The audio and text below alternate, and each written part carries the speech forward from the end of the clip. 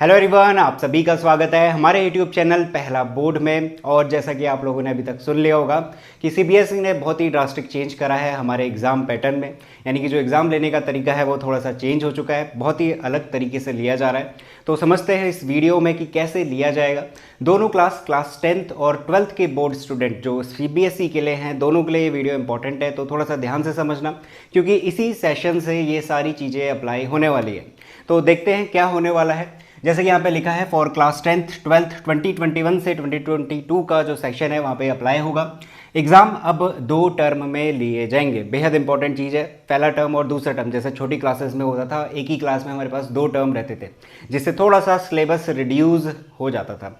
तो देखो क्या है यहाँ पे, नवंबर से दिसंबर के बीच में, यानी कि 2021 इसी साल नवंबर से दिसंबर के बीच में ये एग्ज़ाम लिए जाएंगे।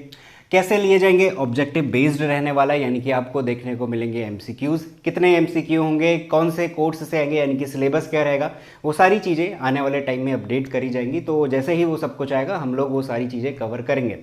तो अभी फिलहाल इतना है, ऑब्जेक्टिव बेस्ड रहने वाला है। और ये सबसे इंपॉर्टेंट है, each term has unique syllabus, यानी कि जो 2 टर्म है, ये पहला टर्म ये दूसरा टर्म, यहाँ पे सिलेबस बिल्कुल डिफरेंट होगा। यानी कि अगर इस टर्म में हमारी जो एनसीईआरटी है वहाँ से चैप्टर 1 से लेकर 4 तक क्वेश्चन पूछे जाते हैं, तो वो चैप्टर 1 से 4 इस वाले टर्म में नहीं पूछे जाएंगे। तो कुछ इस तरीके का सिस्टम बनाया गया है, दोनों के लिए डिफरेंट सिलेबस रहने वाला है और अगेन सिलेबस का भी अपडेट आ जाएगा।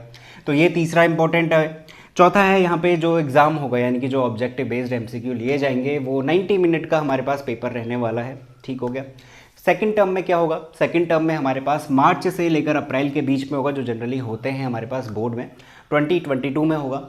सब्जेक्टिव बेस्ड होगा, सब्जेक्टिव बेस्ड यानी कि प्रॉपर पेपर मिला जाएगा, जहाँ पे हमारे पास केस बेस्ड या फिर कुछ भी, जैसे भी अभी हमारे पास क्वेश्चन देखने को मिलता है उस तरीके के नॉर्मल से क्वेश्चन पूछे जाएंगे।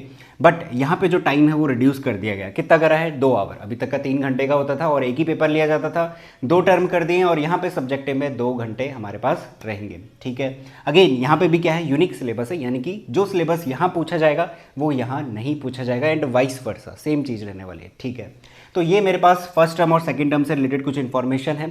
अब थोड़ा सा ध्यान देना, कोरोना की अगर सिचुएशन राइज होती है अगेन, तो उस केसेस में क्या क्या होने वाला है।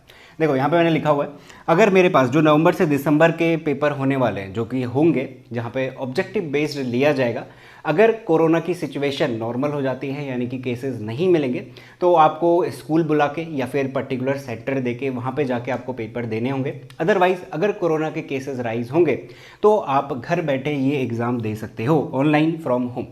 अगर ऐसा होता है, यानी कि कोरोना केसेस बढ़े हैं और आप घर बैठे ये वाला एग्ज़ाम दे रहे हो फर्स्ट टर्म का, तो अब क्या हो जाएगा, हमारे पास वेटेज थोड़ा सा रिड्यूस हो जाएगा। क्योंकि क्या हो रहा है कि अगर पहला और दूसरा टर्म दोनों के अगर हमारे एग्जाम ले लिए जाते हैं प्रॉपरली, यानी कि नॉर्मल सिचुएशन में, तो हमारे पास जो फाइनल रिजल्ट बनेगा वो इक्वल वेटेज का होगा, यानी कि 50% का फर्स्ट टर्म से और 50% का सेकेंड टर्म से हमारे पास जो भी मार्क्स है वो जोड़े जाएंगे। बट अगर कोरोना की सिचुएशन राइज कर रही है और घर बैठे आप एग्जाम दे रहे हो, तो उस केस में थोड़ा सा क्या करा जाएगा, वेटेज को रिड्यूस करा जाएगा पहले पेपर का, और जो दूसरा टर्म है उसके पेपर का वेटेज बढ़ा दिया जाएगा। ये तो बात रही पहले केस की, और ऐसा ही वाइस वर्सा रहेगा। वाइस वर्सा यानी कि अगर बाई चांस मान लेते हैं नवंबर दिसंबर में सब कुछ नॉर्मल है, आप स्कूल जाके या फिर सेंटर जाके पेपर दे के आ रहे हो, तो आपका 50% मार्क्स का क्या हो जाएगा, यहाँ पे हमारे पास टर्म 1 में जुड़ जाएगा। ठीक है।